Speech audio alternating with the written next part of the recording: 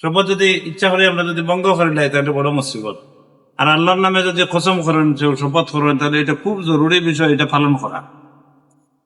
এই হিসাবে ইনর সমিতির যে কাম কাজ আছে, কিছু আছে তো ফিস দেওয়া লাগে।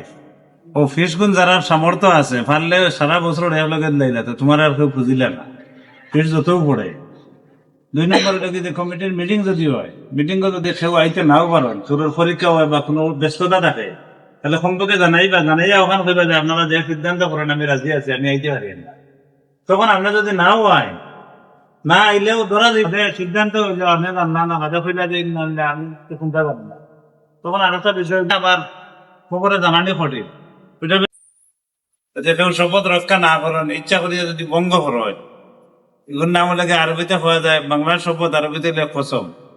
কসম যদি কেউ ভঙ্গ করেন কোনো বিশেষ কারণ ছাড়া,